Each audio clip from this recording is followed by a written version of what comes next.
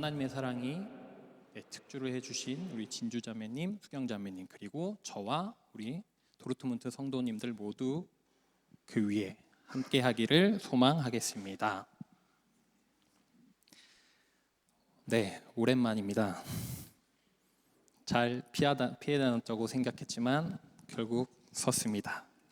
오늘 우리가 함께 나누는 본문 말씀은 신앙생활 하시면서 많이 들어보셨던, 잘 알고 계시는 말씀일 겁니다.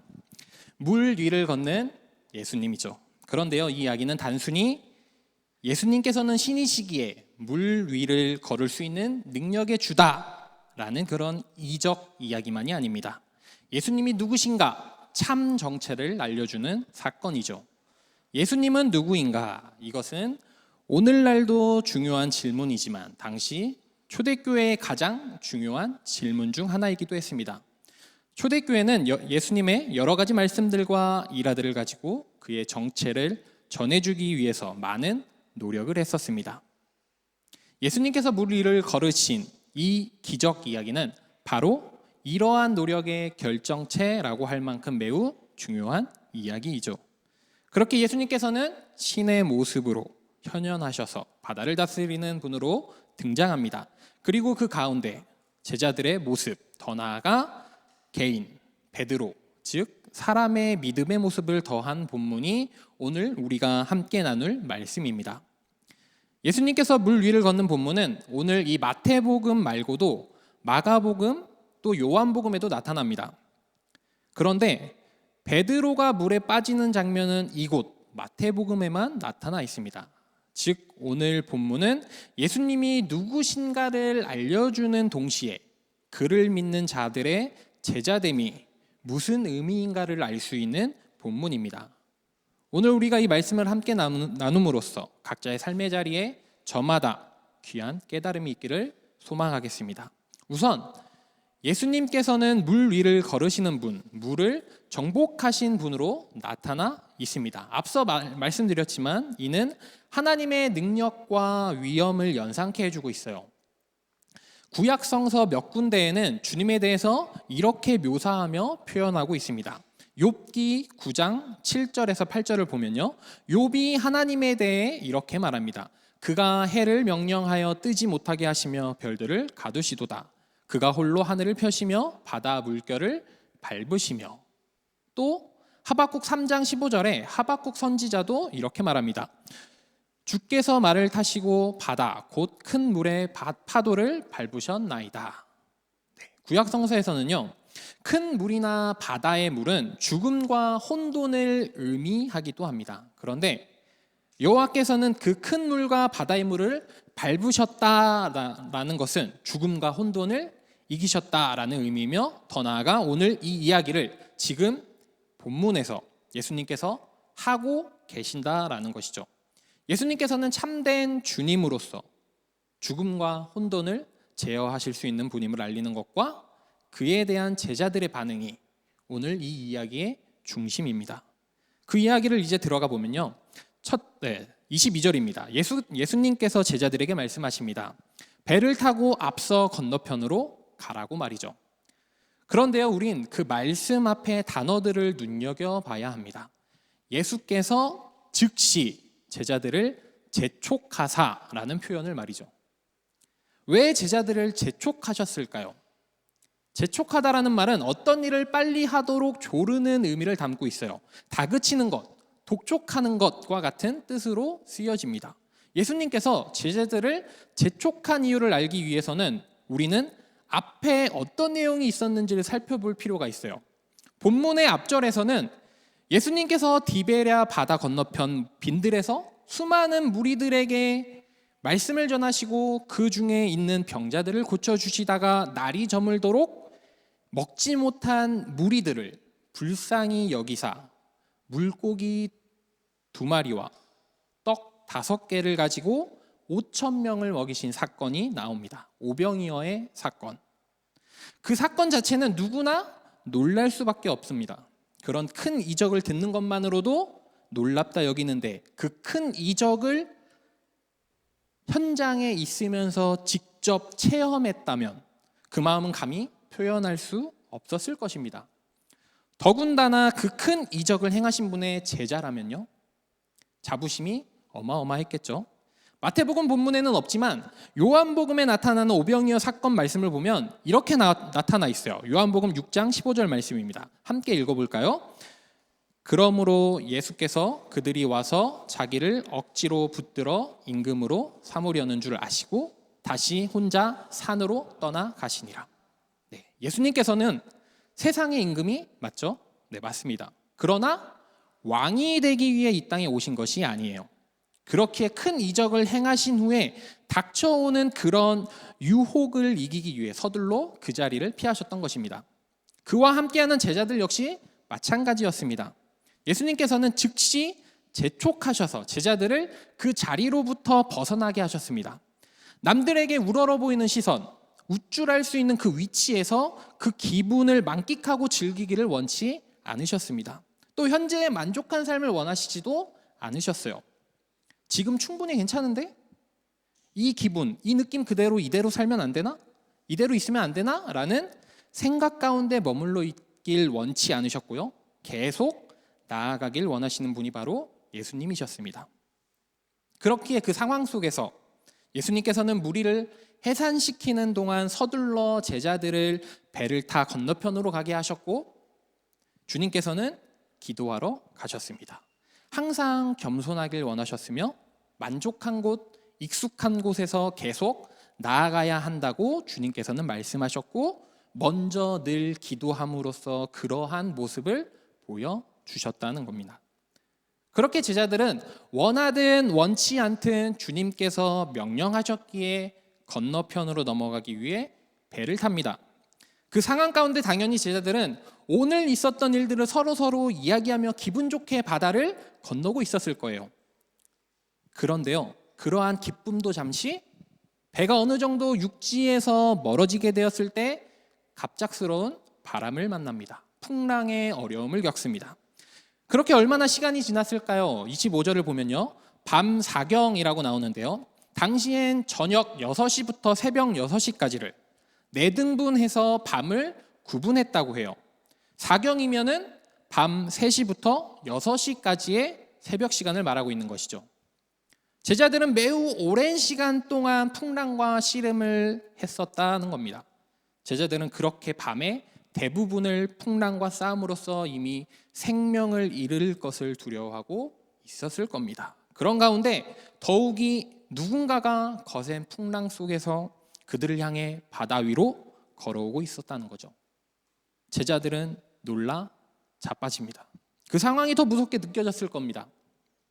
제자들을 향해 걸어오는 분은 예수님이셨는데 제자들은 주님을 알아보지 못했습니다. 그리고 그들은 유령이라 말하며 놀라 소리를 지릅니다.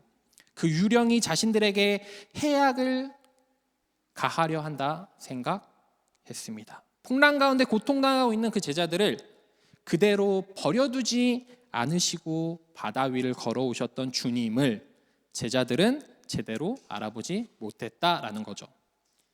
예수님께서는 그렇게 27절 말씀을 보면요, 즉시 자신을 확인시키셨습니다. 그렇게 제자들의 공포와 두려움을 진정시키셨습니다.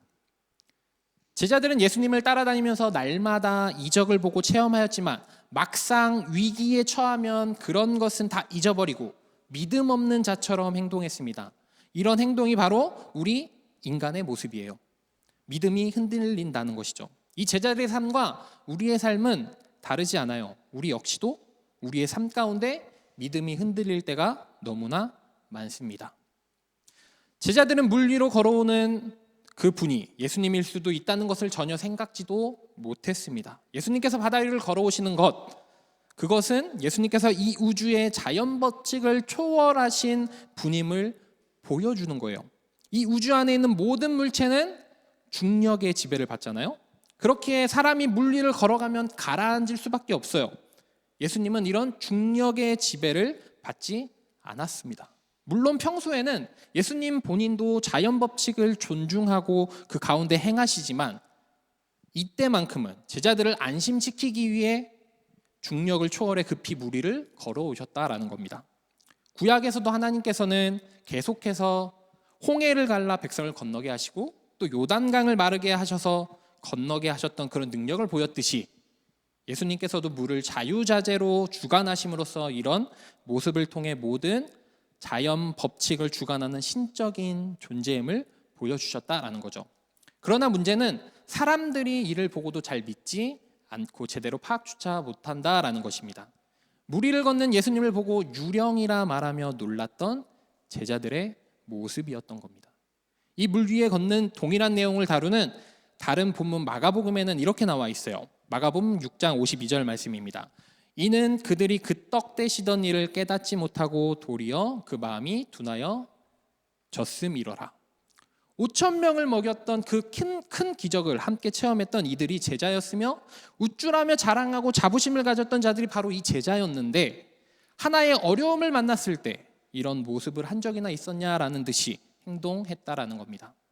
정작 그 기적에 대한 참된 뜻을 깨닫지도 못하고 우쭐했던 제자들의 모습이었던 것이죠. 이미 홍해를 가르고 요단강을 갈랐던 능력의 하나님에 대해 수없이 듣고 입으로 고백했을 제자들이었으나 예수님을 따라다니면서 날마다 그러한 이적들을 보고 체험했던 제자들이었지만 막상 위기에 처하자 그런 것은 다 잊고 믿음 없는 자처럼 되었습니다. 바로 우리의 모습처럼 말이죠. 그러나 예수님께서는 그런 우리에게 찾아와 말씀해 주십니다. 안심하라, 나니 두려워 말라. 그것도 즉시 말이죠. 그렇게 당연히 제자들은 놀랍니다. 그리고 한편으로는 거센 풍랑 속에서 예수님을 보았기에 반갑고 기뻤을 겁니다. 결국 예수님을 통해 예수님으로 인해 제자들은 다시 그들의 두렵고 떨리는 마음을 진정시킬 수 있게 됩니다. 그런데요, 마태복음은 하나 더 나아간다라는 거예요. 바로 그 제자들, 무리의 그런 사람들, 그런 공동체의 믿음에서 한 사람, 개인의 믿음과 행동까지도 다루는 거죠. 베드로가 갑자기 나섭니다. 주님, 당신이 주님이거든 나 역시 물 위로 걷게 해달라 말이죠. 예수님께서 한치의 망설임도 없이 말씀하십니다. 오라. 베드로는 마침내 배에서 내려 물 위를 걷기 시작했습니다. 그런데 바다 위에 거친 바람이 불었고 베드로는 주님께로 향했던 그 시선이 바람으로 향하면서 두려움에 사로잡혀 순간 사정없이 물에 빠져들어가기 시작합니다. 그때 베드로는 주님께 간절히 부르짖었고 주님은 즉시 손을 내밀어 그를 붙잡으셨습니다. 그리고 말씀하시죠. 믿음이 적은 자여 왜 의심하느냐.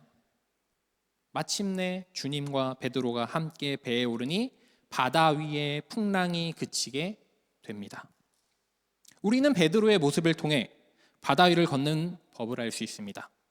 거센 풍랑이 와도 물결이 있는 그 바다 위를 걸으려면 먼저 발이 배 밖으로 나오면 돼요. 배에서 나와 물 위로 발을 내딛는 행동이 필요합니다. 그리고 그 밖으로 낸 발이 물에 닿으면 돼요. 그리고요, 그 밖으로 낸 말이 그리고 그렇게 물에 디디기까지 했다면 이제는 주님만 바라보고 똑바로 걸어가는 것입니다. 그렇게 우리의 시선과 방향이 주님께로 향할 때 주님의 능력이, 주님의 은혜가 임하게 된다는 겁니다. 그러나 그 시선과 방향이 주변의 어려움과 문제를 보게 되고 두려워하게 될 때, 그 능력과 은혜가 보여지지 못할 때 그럴 때가 있다라는 겁니다. 바다 위로 몰아치는 그 풍랑을 보자 무서워함으로 물에 빠지는 베드로같이 말이죠. 우리는 예수 그리스도를 믿는 자들로서 예수님의 오라라는 말씀을 듣고 믿음의 길로 들어선 사람들입니다. 예수님을 바라보고 예수님께 나아가고자 하는 자들입니다. 하지만 인생의 환난이나 어려움이 닥쳐올 때 우리의 믿음은 흔들리게 되어 있습니다. 그것이 우리 인간의 당연한 모습입니다. 그럼에도 중요한 것은요, 그러한 흔들림 속에서도 우리를 붙잡아 줄 수 있는 분은 예수 그리스도뿐입니다. 어찌되었든 베드로는 위기 속에서 다시 예수님을 찾았고 도움을 요청했습니다. 불안정하고 흔들림 속에서 그 위기를 바라보기보다 우리가 소리쳐야 할 분은 예수님이었고 도움을 구해야 할 분이 예수 그리스도입니다. 그분께 호소할 때 그분은 즉시 손을 내밀어 우리를 붙잡아 주시고 다시 일어서게 해주십니다. 놀라운 사실은 예수님께서 배에 오르시자 풍랑이 잠잠해졌다라는 겁니다. 제자들이 올라타 있던 그 배는요, 거센 풍랑으로부터 최후 마지막 안전장치나 다름없었습니다. 절대 내려놓을 수 없는 것이 바로 배 위였습니다. 바다 가운데서 사람이 의지할 수 있는 것이 바로 그 배라는 것이었죠. 그런데 주님은요, 그 배에서 내려오라 하셨습니다. 안전장치처럼 보이는 그 배에 의지하지 말고, 네가 생각하는 그 세상의 것에 의지하지 말고, 물론 배라는 것이 중요한 것이지만 그것조차 내려놓을 수 있는 믿음, 나를 믿고 내려서 걸어보라 하셨던 그 말씀을 믿는 마음을 주님은 원하시고 바라십니다.